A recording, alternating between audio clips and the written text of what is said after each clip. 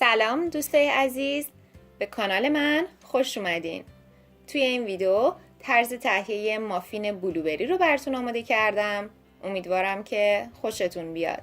مواد لازم: کره 6 قاشق غذاخوری، شکر 170 گرم، تخم مرغ 2 عدد، ساور کریم یا خامه ترش 1/2 پیمانه، عصاره وانیل 1 قاشق چایخوری، پوست پرتقال تازه رنده شده 2 قاشق چایخوری، آرد 150 گرم، بیکینگ پودر 1 و 1/2 قاشق چایخوری، نمک 1 قاشق چایخوری و بلوبری تازه 1 پیمانه.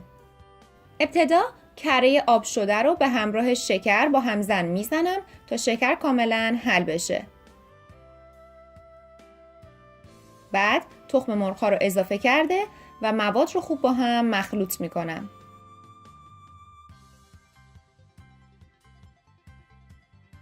حالا نوبت وانیل و پوست پرتقاله. پوست پرتقال عطر و طعم این مافین رو چندین برابر بهتر میکنه. اصلا فراموشش نکنید.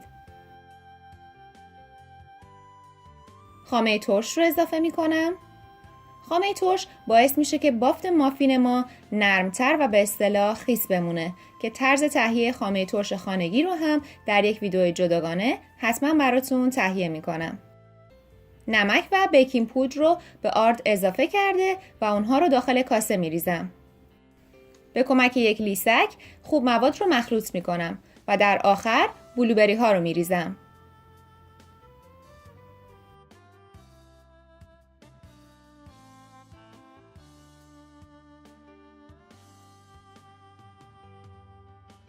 یه قالب مافین انتخاب کردم، داخل اون کپسول گذاشتم و 2/3 هر کپسول رو از مایع مافین پر میکنم.